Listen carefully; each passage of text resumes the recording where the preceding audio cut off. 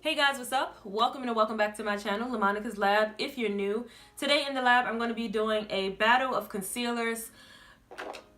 Dun dun dun dun! Nars versus the Fenty Beauty Pro Filt'r concealer that just came out. This is the Nars Radiant Creamy Concealer, and so I'm going to be showing you guys the test, giving my final thoughts and my final feedback because I've worn both of these concealers for multiple days, and a lot of people have been comparing these two. I'm not sure why, but you'll see in the video my thoughts and everything like that. So I did a community post here on YouTube asking you guys if you wanted me to compare the Fenty Beauty Pro Filt'r concealer with the Nars Radiant Creamy, or should I compare it to the Tarte Shape Tape, and most of the votes were for the Nars.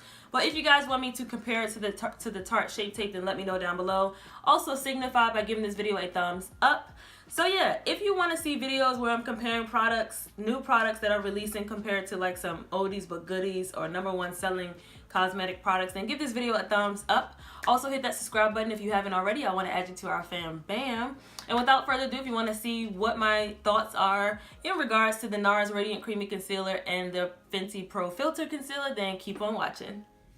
Alright, so for foundation, I'm going to go in with my typical favorite foundation that I know for sure that no concealer like goes wrong when I wear this foundation. So I'm going to put these two concealers to the test by putting it on top of my Estee Lauder Double Wear Foundation. I am in the shade Toasty Toffee, and I'll list that down in the description box below. So I'm going to go ahead and put this foundation on. I'm running so low on this, and so I decided to use a double wear because I'm always talking about my other favorite, which is the Too Faced Born This Way foundation. But we're gonna be trying this one with these concealers, and this one never steers me wrong, so why not?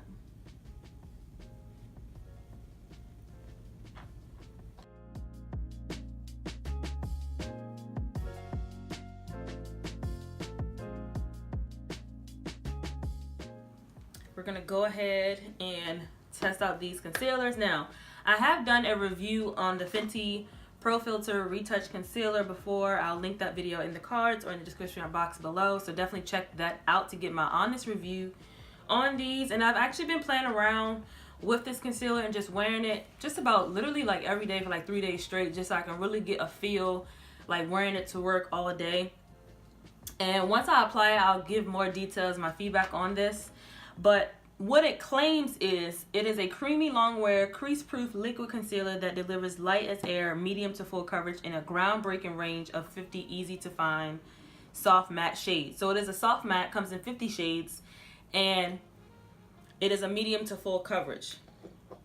So I think I'm going to put the Fenty on this side and the Nars on this side. So this is the Nars Radiant Creamy Concealer, and this one claims to be, looking at my notes here,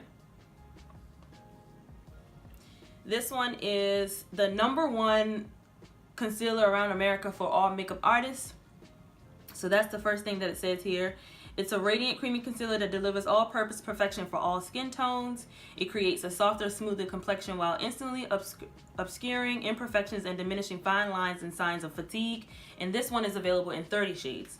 So the Nars one retails for $30. The Fenty Beauty one retails for $26. The Nars one has 0.22 ounces, and the Fenty one has 0.27 fluid ounces. So you get a little bit more product in the Fenty one. Now, to their doe foot applicators, Nars is pretty simple, like you'll see on lip glosses and things like that. The Fenty one is like flat on each side.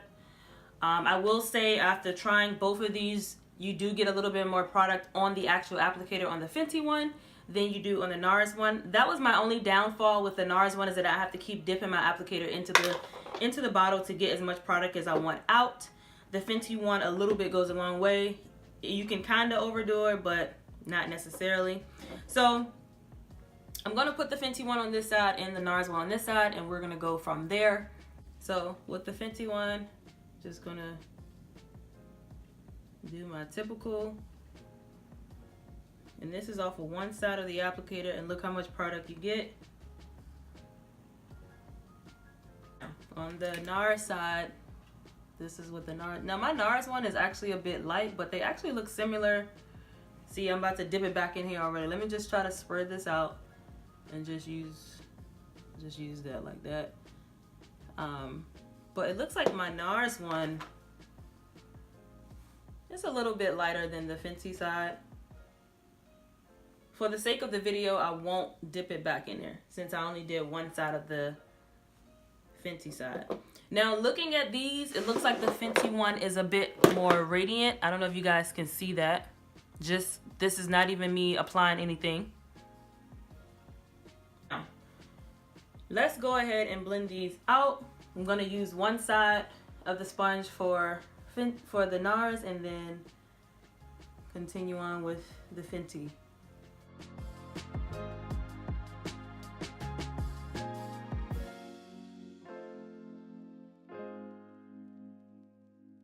Now turning my sponge over so I can go ahead and blend out the Fenty.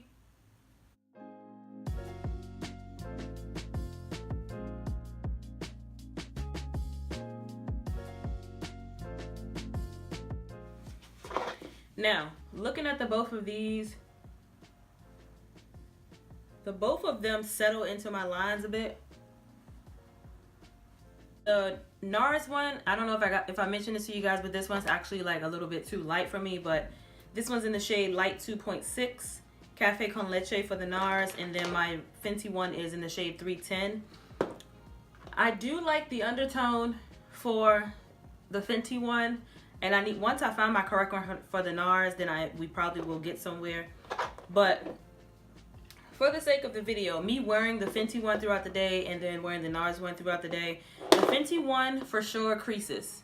For it to say creaseless on their website is what disturbs me the most, because I've tried using this one day with an eye cream. I've tried using it one day without an eye cream.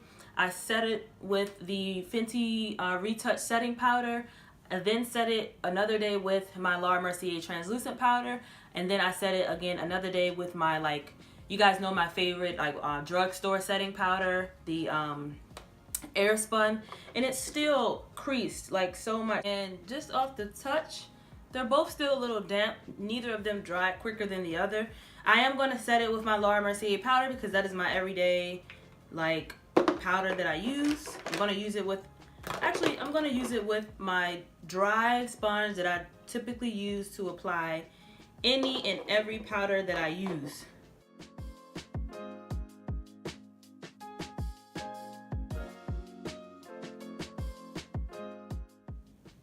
Now, after setting each of these, I'm going to do the rest of my face and then let you guys know which side I do like. I will say that after wearing the Fenty one, when I set it, it does seem a little bit more matte once you set it, whether you set it with your everyday favorite translucent powder or even the Fenty Beauty Retouch setting powder.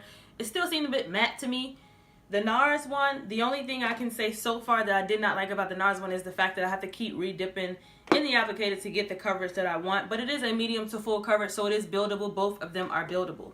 So, just off looking at them both, it seems like the Fenty one is a bit drier. I don't know why that seems so dry to me. But I'm going to go ahead and finish the rest of my face and then come back and talk about the rest of this and what my final thoughts are between the two, which one I like the most, and we'll go from there. So I'm back with my finished makeup look. I would have to say that they both are beautiful finishes. Do not get me wrong about that. However, I still feel like the Fenty side is so much more matte than the Nars Radiant Creamy side. Now, I know that the term Radiant Creamy is giving off like it's going to be super radiant and also it's going to be creamy. They both are very creamy when you're applying them on the skin. However, the Nars Radiant Creamy Concealer is a more natural finish, which I would prefer unless I'm going for like that full quote-unquote beat. And then the Fenty one is a matte. So if you get oily under the eyes or if you have oily skin, then the Fenty one would probably be your best bet. If you're just looking for a concealer that's going to stay put, none of that extra matteness and looking dry, then I would suggest the Nars. For me, I would prefer to reach for the Nars one out of these two because I do not like that matte finish. It just makes me feel like it's super dry. And I even put it on top of my favorite foundation. As you can see, my foundation is not looking dry whatsoever. If you guys want to see that review, Fenty concealer and foundation and powder all in one, that video is here on my channel, so go ahead and check that out. I'll list it at the end of this video on the cards, and I'll list it in the bottom of the description box below. But nevertheless, it all depends on your preference of concealers. I won't say that this one is a bad concealer, but if you're looking for a more natural concealer that's not going to do too much creasing, then I would definitely go for the Nars Radiant Creamy Concealer.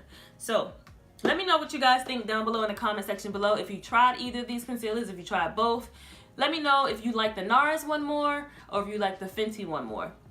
Definitely give me your feedback about that. I will say that I do like the fact that you get a lot of product on the Fenty one. However, on the Nars one, I do have to keep dipping the applicator in the tube, but that's my only like downfall about this Nars one. But yeah, so let's chop it up in the comment section below. Let me know if you guys enjoyed this battle of concealers type of video. Signify by giving this video a thumbs up, and I'll do more comparisons and battles of in cosmetics. And until next time, love, peace, and beauty. I'll see you guys in my next one. Bye.